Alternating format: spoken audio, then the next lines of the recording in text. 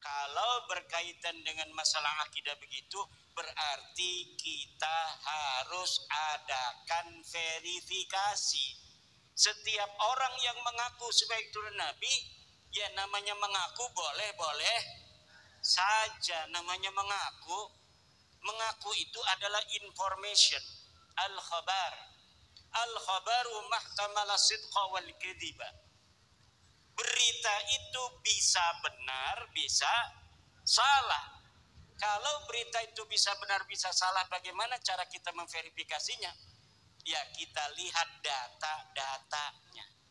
Datanya sahih apa tidak? Datanya valid apa tidak? Apabila kita belum menelitinya, maka al-aslu fin nasabi as-sihhah. Asal dari nasab itu adalah sahih. Illa idza waradatil illatul qadihah, kecuali telah datang ilat yang mencederai. Nah ini nasabnya Ba'lawi yang sedang kita bahas, itu sudah waradatil illah. Sudah ada 4 ilat yang membatalkan dia. 1, dari sisi ilmu nasab tidak dicatat oleh ahli nasab. Mereka mengaku keturunan nabinya dari Ahmad bin Isa. Ahmad bin Isa di dalam waktu hidupnya tidak ada namanya. Dalam silsilatil alawiyah tidak dicatat, tetapi di abad ke-5 dicatat.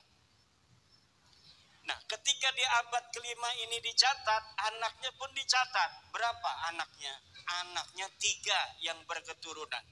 Yang pertama Muhammad, Ali, dan Husain. Tidak ada nama Ubaid, Ubaidillah, atau Abdullah. Sampai abad ke-6, ke-7, ke-8 tidak ada kitab nasab yang menyatakan yang namanya Sayyidina Ahmad bin Isa punya anak namanya Ubaid. Lalu Ba'lawi ini di abad 9, leluhurnya Habib-Habib ini namanya Ali bin Abu Bakar As-Sakron, bikin kitab nih kayak Kiai Alawi, bikin catatan. Saya keturunan Nabi, nama saya Ali bin Abu Bakar bin Muhammad Mauladawilah bin Ali Al-Ghayyur bin Ali Sahibud Darak bin Muhammad Faqih Muqaddam bin Ali bin Muhammad Sahib Mirbat bin Alwi bin bin Ali dulu ya, Muhammad Sahib Murbat bin Ali Kolikosat bin Alwi bin Muhammad bin Alwi bin Ubaid bin Ahmad bin Isa. Nah ini nasabun batilun mardudun maudu'un munqati'un la yasihu al-ihtijaju bihi. Tidak bisa. Kenapa? Lah orang kita banyak begitu kitab nasab sama sekali nggak ada yang menulis. Kitab nasab mulai abad ke-4 silsilatil alawiyah, abad ke-5 Tahdhibul Ansab, Al-Majdi, Muntaqilatul Talibiyah, kemudian di abad ke-6 As-Sajarah Al-Mubarakah, di abad ke-7 Al-Fahri, Al-Asili, di abad ke-8 As-Sabatul Musad, di abad ke-9 Umdatul Talib Al-Kubra, Umdatul Talib Al-Wusta, Umdatul Talib Al-Kubra. Semuanya tidak ada yang mencatat yang namanya Ahmad bin Isa punya anak namanya Ubaid, Abdullah, Ubaidullah. Tidak ada. Pokoknya teu aya. Cek urang Bandung nama. Teu aya iku orono. Orono. Ya kalau nggak ada ya gimana lagi. Mulai adanya sejak abad 9 mereka mengaku. Lalu banyak nih kitab-kitab karena dia ulama besar Pak. Jadi Ali As-Sakron ini kiai memang. Dia punya bapak kiai juga. Bapaknya punya murid-murid. Dari mulai bapaknya ini bikin kitab sesuai dengan apa namanya itu penjelasan dari gurunya. Namanya Abdurrahman Segaf. Abdurrahman As-Segaf punya anak Abu Bakar. Ini Abdurrahmannya kiai ulama. kemudian Abu Bakarnya kiai, cucunya kiai. Ini punya murid, ini punya murid, ini punya murid. Semuanya punya murid yang kemudian mempopulerkan nasab ini. Semuanya di abad ke-9. Sampai sekarang surah wal istifadah populer. Sampai ratusan kitab, Pak. Hanif An-Attas sekarang sedang mengumpulkan kitab-kitab sejak abad 9 itu sampai sekarang ini sudah bisa terkumpul 140 kitab yang menyatakan mereka turunan Nabi. Kata saya, coba sini satu aja yang kitab nasab abad ke-8. Diam aja. Abad 7 makin diam. Abad 6 mana? Makin diam. Abad 5 mana? Makin diam. Apalagi abad 4, abad di mana Ahmad bin Isa ini wafat. Ahmad bin Isa ini wafat 345 Hijriah. Sudah 1000 tahun lebih. Tapi 550 tahun sejak wafatnya baru ada orang ngaku-ngaku keturunannya. Kalau tadi misalnya saya mengaku Udayana, itu bisa diverifikasi di dalam setiap masa. Betul tidak yang namanya Airlangga itu turunan daripada Prabu Udayana? Betul tidak Ken Arok Singosari keturunan dari Airlangga? Betul tidak Prabu Hayamuruk keturunan dari Ken Arok? Itu semuanya ada datanya, Pak. Betul tidak kerajaan Demak keturunan Majapahit? Betul tidak kerajaan Cirebon keturunan Demak? Betul tidak kerajaan Banten turun Demak? Itu diverifikasi. Kalau terbukti sah, berarti waktu di Denpasar di rumahnya Yai Suryadi ketika Tubagus Mogi mengatakan bahwa dia darah Bali soheh. Kalau dicari manuskripnya ternyata ini bohong, ternyata yang namanya Airlangga itu hanya anak tiri daripada keturunan Udayana, maka nasab ini disebut nasabun batilun mauduun mardudun mungqatiun. Begitu. Silakan antara yang mulia anak agung dengan saya di tes DNA. Kalau beda agama takdir tuh, Mak. Tapi persaudaraan satu darah tidak bisa dipisahkan.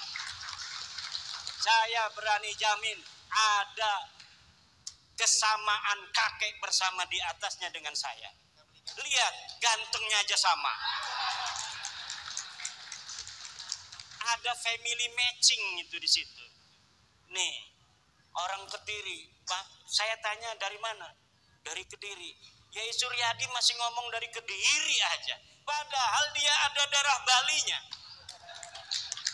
Udah sih jangan ngomong-ngomong Kediri lagi, orang Bali gitu. Lah orang turunan Udayana masih ngomong-ngomong dari Kediri, dapat duitnya dari Bali. Maka saya sudah ngomong sama Tubagus Mogi, nanti kita akan berusaha mengumpulkan data-data dari arsip nasional. Kita akan bikin nasab Nusantara. Dari mulai Aceh sampai Papua, kita akan cari family matching dari sisi ilmu DNA, kita akan cari family matching dari ilmu nasab. Di mana kakek-kakek kita bersama? Kenapa? Agar persatuan Indonesia bukan hanya perjanjian di atas undang-undang dasar, tapi juga persatuan di atas sesama darah bangsa Indonesia.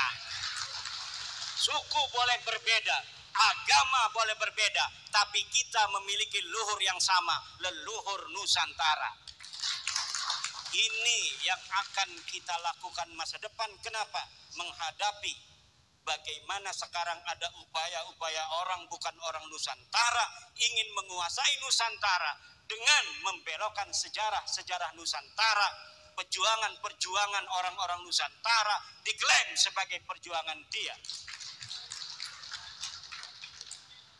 Penyebaran nilai-nilai moral bangsa Indonesia diklaim oleh mereka. Penyebaran Islam di Nusantara diklaim oleh mereka. Makam-makam berkeramat diklaim oleh mereka.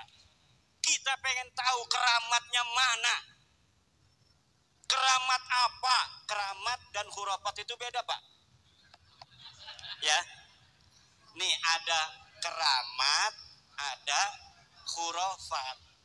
Kalau keramat, orang waliullah, kelihatan nama orang keramatnya, bisa jalan di air. Banyak yang menyaksikan. Terus ditulis oleh saya yang menyaksikan bersama-sama orang tuh. Syekh Alawi Al-Bantani, Masya alal ma'i fi Bali. Ketika jalan-jalan di Bali, saya melihat bahwa Kiai Alawi berjalan di atas air. Itu namanya Kitabatul Karomah, menulis keramat para wali. Awas, keramat para wali itu yang ada yang hanya khurafat.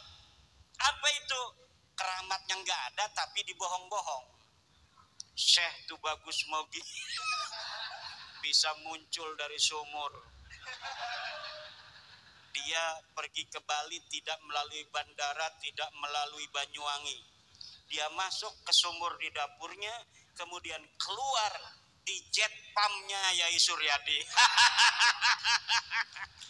Itu namanya khurafat. Tidak terjadi tapi ditulis-tulis. Kebanyakan ada penelitian dari ilmuwan di Timur Tengah yang ada di kitab-kitab Balawi itu bukan karamah tetapi khurafat. Kejadiannya tidak ada, tapi ditulis-tulis Mi'raj 70 kali. Ditulis-tulis bahwa dia baca salam kepada Rasulullah, tidak berhenti baca salamnya kecuali dijawab oleh Rasulullah Muhammad sallallahu alaihi wasallam. Pas saya teliti, namanya Ali Qoli Qosam. Jangankan dia berkeramat, orangnya saja aya. Ora ono, namanya saja tidak ada. Dari mana sih ngomong orangnya tidak ada? Kalau Ki Alawi tadi itu kereng karena babnya rijalul hadis. Kereng, tahu kereng? Ketat dia itu, keras ketat. Jadi Ahmad bin Isanya aja dianggap tidak ada. Kenapa Ahmad bin Isanya dianggap tidak ada? Karena Ahmad bin Isa ditulis oleh Ba'lawi sekarang katanya seorang muhaddis. Seorang perawi hadis. Kalau ditulis perawi hadis, harusnya namanya sudah ada di kitab Rijalul Hadis. Kiai Alawi sudah meneliti seluruh kitab Rijalul Hadis, tidak ada namanya Ahmad bin Isa. Maka dia katakan Ahmad bin Isa jangankan meriwayatkan hadis, orangnya saja tidak ada. Kenapa? Beliau standarnya ilmu hadis. Kalau saya standarnya ilmu nasab. Dalam ilmu nasab, karena ilmu nasab adalah bagian dari sejarah, maka kitab yang paling dekat masanya dengan Ahmad bin Isa itu menyatakan apa? Apakah dia ada ataukah tidak ada? Walau bukan kitab sezaman, tapi yang paling dekat ditemukan yaitu kitab Tahdhibul Ansab 435 Hijriah. Dia wafat 345, tapi kemudian 100 tahun kemudian ada yang mencatat namanya. Nah, ini di dalam ilmu sejarah bisa kita ambil karena apa? Tidak ada yang mencederai dia, tidak ada yang menolak kitab sebelum dia. Kalau ada kitab yang menolak Tahdhibul Ansab bahwa Isa al-Arad, Isa bin Muhammad An-Nakib tidak ada nama anaknya Ahmad bin Isa, maka ini rungkatnya bukan dari Ubaid, rungkatnya dari Ahmad bin Isa. Dan sudah ada penelitian di Mekah, Ahmad bin Isa ini memang nasabnya juga batal. Tetapi saya kasihan kalau terlalu banyak yang batal-batal. Udah nggak apa-apa dah, karena ada walaupun jaraknya 100 tahun dari masa wafatnya Ahmad bin Isa, kita temukan kitabnya namanya Tahdhibul Ansab. Tahdhibul Ansab menyatakan Isa punya anak namanya Ahmad, maka kita pegang bahwa memang Isa punya anak Ahmad. Walaupun tidak ada sebelumnya kitab yang sejaman yang menyatakan itu. Kenapa? Kasihan. Karena kalau ini pun kita tolak, jaraknya lebih panjang lagi keterputusan nasab Ba'lawi ini.